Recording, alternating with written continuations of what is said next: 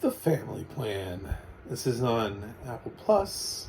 It has audio description. I really have no idea why they made this film. It feels like a Netflix film to me. It feels like the kind of random sort of big budget action films that Netflix makes, and I guess Apple was like, "Oh, we can try to make one of those." Don't. You make better films. You have Killers of the Flower Moon, Napoleon, and Coda, and just try to make more of those. Uh, Less of these, please. This is not fun for people. I guess I've already revealed my hand. I didn't like this, but I'll tell you why. I promise you, it's good. This also was a weird one because it didn't tell me who the narrator was. I stayed all the way to the end. I figured out how to keep it from going on Apple, from going into the next title, and yeah, all the way through, and nothing. Not a company, not a narrator, nothing. Luckily, I'm fairly certain this is Jedediah Barton. I recognize that voice. I believe this is Jedediah Barton. That is my final answer. So, I'm going to give him a shout out regardless. If it's not Jedediah Barton, then my apologies. You sound too much like him, but I think it is. I don't know. This film is Mark Wahlberg, Michelle Monaghan, two teenagers that I don't know that we'll ever see again. I'm not bothering to learn their names because I really just don't know if I'll ever see them again. And then we've got Maggie Q and Kieran Hines are in this, and that pretty much sums up The Family Plan. So what's this about? What is this wondrous thing about? Well, it's sort of an action comedy, depending on your style of humor, that features Mark Wahlberg playing somebody who used to be like a hitman, spy type person who's trying now to lead a normal life because we've never seen that before, ever in film. And he has a wife who has no idea about his past life, and he has 3 kids. He's got 2 teenagers and a baby. And that's that. That's his life. He works at a car dealership. This title makes absolutely no sense. This title makes absolutely no sense. No one is a planner. There isn't a scene that shows them being meticulous about putting things on a calendar. Nobody's a wedding planner. There's even a gag about how Wahlberg had a go bag, but it's so out of date that the kids' photos on the passports are like when they were much younger. Plus, he obviously doesn't have a passport for the baby. I don't know if that matters. I don't know if I would think a baby under a certain age you don't need a passport for, because that's ridiculous. Anyway, I don't know how that works. Yeah, his go bag and it has like the wrong size, like it has like younger clothes from when the kids were younger. So he hasn't even planned well. Nobody has planned well in this film. There is no plan here.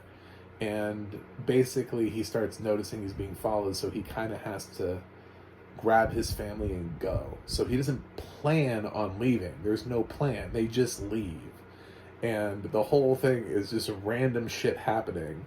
There is absolutely no planning here, and the family is not on the same page as him. So it's definitely not The Family Plan. I was thinking, like, is this like a healthcare thing? You know how people say, well, we're on the family plan. No, I can't tie that in. I can't think of like the cell phone the family plan. Nope, I got nothing. I thought about the ending, which I can't really spoil for you, and then I was like, maybe that's what they're going for. That's asinine, and I hate that. if that's literally the title of the film, then oh my god. But This is a movie, I get it. It's been done so many times and it's so generic and it has nothing going for it. That what the fuck do you call it? Like Last Trip to Vegas? Like, I don't know. It could be called literally anything. It can, you know. This could be called Runner Runner. That was a generic title. Yeah, anything. The Chase. But there really isn't. The Family Plan is just it's such a bullshit title. It has nothing to do with the film. There's nothing about this that suggests that that is the correct title for this film. I don't even know how they conceptually came up with it, because they were probably in a pitch meeting and somebody was just like pitching ideas and they were like, what about the Family Plan? And I want to know like why they selected it. This just has no bearing or relevance on anything anybody does in this film. The older daughter wants to, she's, you know, trying to be a writer or social change or whatever. There's a little bit of a story about how she drops out of the paper at school. She's no longer writing for the paper. She's just kind of doing something else. Her dad's disappointed her about that. The kid, dad doesn't want him playing video games all the time, wants him doing like real things, but he's actually like a pretty famous gamer. He's actually like, his dad just doesn't understand gaming. He's actually of a level. He doesn't just play video games, is what I'm saying. Like, he plays, like, people tune in to watch him play. He is one of the, and his dad keeps trying to find ways to stop him from doing that. I don't know why. I really don't. I mean, I get the whole, like, if your kid just kind of plays video games casually and you're like, you could do something else with your time. But once your kid has made it as a gamer and has, like, followings and could win championships and tournaments and money and everything, and sponsorships, which is where his son's at, what are you doing? It felt so bizarre. This whole film just doesn't work. Nothing about it. He doesn't have any chemistry with Michelle Monaghan. Him and Michelle are just on two totally different pages here. I've got nothing. I have nothing good to say here. Kieran Hines shows up and he feels like he's here for a paycheck. He's old. He's kind of mumbling through his lines. He's not on screen for very long. In like the pantheon of Kieran Hines performances, this is on the incredibly lowland of things. The only person who attempts to do anything in this film other than Mark Wahlberg is Maggie Q, who's not featured very much in this film and is still trying to prove herself as a comedic actress. So she takes as much time with anything that is remotely funny with. I mean, but it ends up kind of standing out because the rest of the film is just kind of awful. It's not funny. Mark Wahlberg is just doing Mark Wahlberg. He's just doing what he does in every other film. He's done it 1,000 times better. There's a lot of like nonsensical shit that happens in this film where you're like, oh, that seems cool, until you actually like back out of it and go, wait a minute, what did we just do? He has a fight sequence with in like a convenience / grocery store, and he's being stalked by somebody and he has the baby with him, and so he has to fight while holding a baby, and he ends up beating the guy and leaving the guy. Like, he smashes him through one of the cooler windows and just like walks away, and he's like checking out the register and everybody's just like, yeah, this is normal, you know. And he's like, and Mark's just like, yeah, sorry about that. Sorry about what? You just, I mean, to everybody else, this should be, if I just saw that, if I was in that store right now, like, be calling the cops, you know, the cops would be showing up, they'd be questioning him, wondering what just happened, what was this fight, but instead, they're just like, nah. He's just gonna check out because that's funnier. It's not funnier, it's stupid. Listen, a long time ago, in a galaxy far, far away, I gave a movie an F because it had way too many dumb jokes, gross jokes, and a lot of poop jokes. And I get it, babies poop. They do. But doesn't mean that we need to use that in jokes. Baby poop in people's faces is not a good joke. I knew it was going to happen as it was happening, and it happened, and I was more revolted than I was like giggling. It didn't work for me. It's like I've seen that joke before. Somebody got to do that joke one time, and it was funny years ago. And everybody who's done it since, it's not funny to continuously shove baby shit into people's faces. Not funny. So, this was abysmal. I was fighting the urge to leave. Anything I would watch. So many other films I would rather watch from this year. This is easily one of the worst films I've seen this year, hands down. And I can say that about oddly too many Mark Wahlberg films. It's not that I don't like Mark Wahlberg. I do. I actually really like Michelle Monaghan, and I really love Karen Hines. I like Maggie Q. I kind of question what she's trying to do with her career, because I kind of remember her doing more action-oriented stuff, but now she's been doing more comedic stuff. And I like the sitcom that she did for Fox that only ran for one season. I can't remember the name of it, but I support that. She's not really used a lot here. The kids are very throwaway, and they're very one note. Like, they have one characteristic about them that we get to learn, and they kind of just do that thing. They're not very useful outside of their skill set.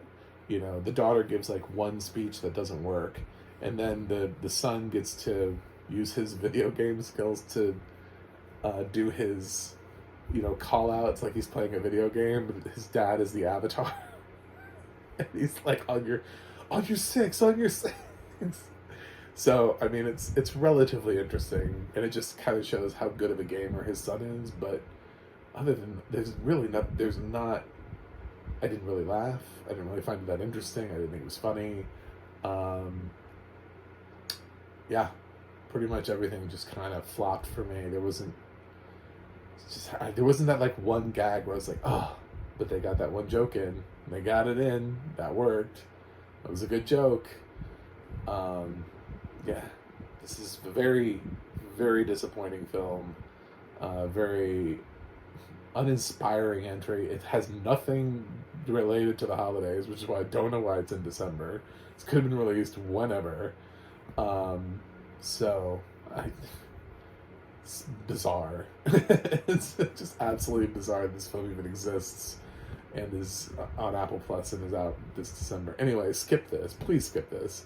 Audio description, yeah, Jedediah Barton did a great job. There are a lot of action sequences in this film.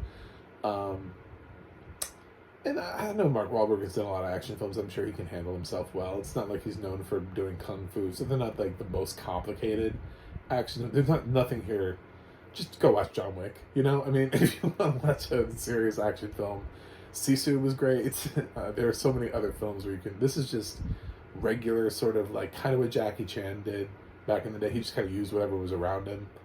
Mark Wahlberg's kind of doing a lot of that, but with no kung fu aspect to it. So, yeah, I'd pass, hard pass. What would my critic blurb be on Rotten Tomatoes? The family plan is not worth the date on your calendar. I don't know. I'm trying. I'm going to give The Family Plan a D- because it's one of the worst films I've seen this year, truthfully. And I don't love doing these. I know it seems like I do. I really don't. I really go into these and I'm like, okay, this will be fine. I've given way more good grades this year than I have bad. The sliding scale is way more on the positive side than I've looked at my average for the year, and it's above a C. So on the whole, I've enjoyed more things than not. So unfortunately, The Family Plan is, it's